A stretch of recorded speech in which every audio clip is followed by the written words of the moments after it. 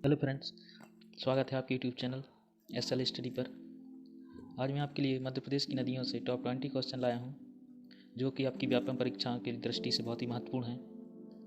PDF file आपको Telegram group पर मिल जाएगी, जिसकी लिंक डिस्क्रिप्शन बॉक्स में दी हुई है, तो आप वहां से डाउनलोड कर सकते हैं। चलिए बढ़ते हैं क्वेश्चन की तरफ। फर्स्ट क्वेश्चन है, मध्य प्रदेश में जल निकासी प्रणाली को कितने भागों में विभाजित किया गया है? तो दोस्तों, मध्य प्रदेश की जल निकासी प्रणाली को 6 भागों में विभाजित किया गया है।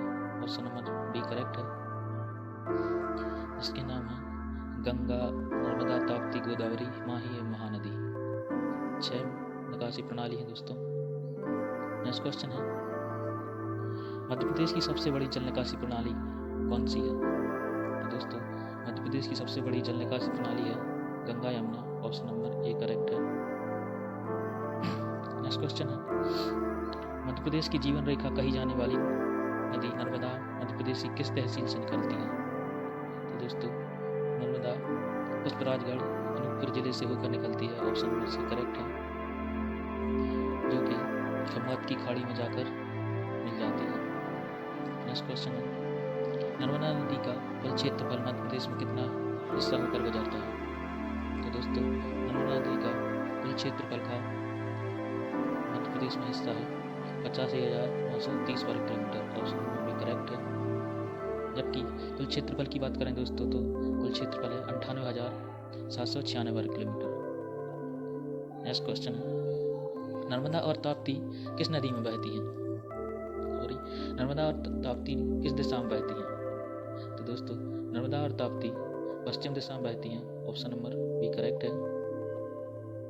नेक्स्ट क्वेश्चन है, सोन नदी किस दिशा में बहती है? तो दोस्तों, सोन नदी पूर्व दिशा की ओर बहती है। ऑप्शन नंबर ए करेक्ट है। नेक्स्ट क्वेश्चन है, चंबल नदी किस दिशा की ओर बहती है? तो दोस्तों, चंबल नदी उत्तर दिशा की ओर बहती है। ऑप्शन नंबर सी करेक्ट है। नेक्स्ट क्वेश्चन है, मध्य प्रदेश की सबसे लंबी नदी है? तो दोस्तों, मध्य प्रदेश की सबसे लंबी नदी नर्मदा है। ऑप्शन नंबर ए करेक्ट है, जिसकी लंबाई 1200 किलोमीटर है। नेक्स्ट क्वेश्चन है, क्षिप्रा नदी के पुराने नाम हैं? तो दोस्तों, क्षिप्रा नदी के पुराने नाम हैं बनरसिला, वापहरणी, अवंती, तीना। ऑप्शन नंबर डी करेक्ट है। इसके अन्य नाम भी हैं जवाहर रानी, परलोक्या और सूरमती। नेक्स्ट क्वेश्चन है, क्षिप्रा नदी का उद्गम स्थल है?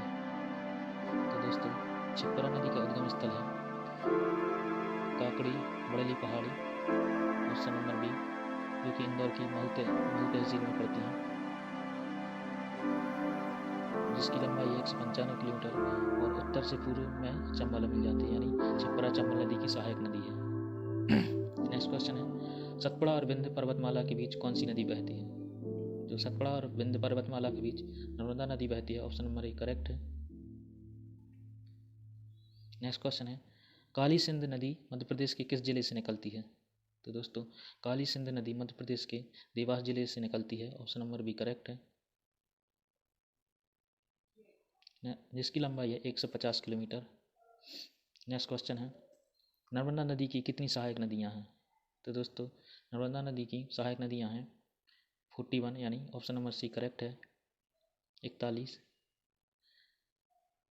नेक्स्ट क्वेश्चन है, बंडारमन में किन किन नदियों का संगम होता है? तो दोस्तों, बंडारमन एक जगह है इसमें किन किन नदियों का संगम होता है? तो दोस्तों, यहाँ पर संगम होता है तवा और नर्मदा का। ऑप्शन नंबर ए करेक्ट है। नेक्स्ट क्वेश्चन है, तवा का उद्गम स्थल है महादेव पहाड़ी होशंगाबाद और जिसकी लंबाई है 172 किलोमीटर। नेक्स्ट क्वेश्चन है, वर्धा नदी मध्य प्रदेश में कहाँ से निकलती है? तो दोस्तों, वर्धा नदी मध्य प्रदेश के बैतूल जिले से होकर निकलती है। ऑप्शन नंबर ए करेक्ट है, जिसकी लंबाई है 811 मीटर। नेक्स्ट क्वेश्चन है, मध्य प्रदेश संरक्षण और शुद्धिकरण के उद्देश्य से मध्य प्रदेश में नमामि देवी नर्मदे यात्रा कितने जिलों से होकर गुजरी? यानी नर्मदा संरक्षण और शुद्धिकरण के उद्देश्य से मध्य प्रदेश में नमामि देवी नर्मदे यात्रा कितने जिलों से होकर गुजरी थी? तो दोस्तों, इसका सही आंसर है 16 जिला। ऑप्शन नंबर बी करेक्ट है, 16 डिस्ट्रिक्ट।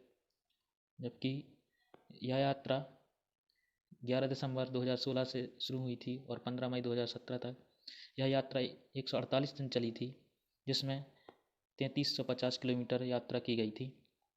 नेक्स्ट क्वेश्चन है, मध्य प्रदेश की कौन सी नदी उत्तर और दक्षिण भारत की पारंपरिक सीमा का निर्धारण करती है?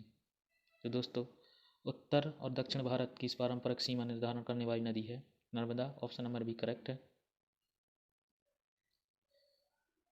नेक्स्ट क्वेश्चन है, मध्य प्रदेश की किन किन नदियों के उद्गम संगम को प्राणहिता के नाम से जाना जाता है? तो दोस्तों, इसका सही आंसर है वेनगंगा और Wardha. Option number A correct है। नेक्स्ट क्वेश्चन है, नर्मदा नदी पर आधारित पुस्तक नर्मदा रिवर ऑफ ब्यूटी के लेखक कौन हैं? तो दोस्तों, इस पुस्तक के लेखक हैं Shri Amritlal Vegad. Option number D correct है। नेक्स्ट और लास्ट क्वेश्चन दोस्तों, वर्ष 2017 में मध्य प्रदेश की किस नदी को जीवित इकाई का दर्जा दिया गया? तो दोस्तों, इसका सही आंसर है नर्मदा। ऑप्शन नंबर एक करेक्ट है। इसको जीवित इकाई का दर्जा 3 मई 2017 को दिया गया और भारत में गंगा यमुना को उत्तराखंड सरकार द्वारा 20 मार्च 2017 को यह दर्जा दिया गया। आई होप दोस्तों आपको क्वेश्चन पसंद आए होंगे। अगर आप चैनल पर नए हैं तो सब्सक्राइब कर ले, बेल आइकन दबा लें ऐसे बेहतरीन क्वेश्चन के लिए। Thank you. जय हिंद, जय भारत।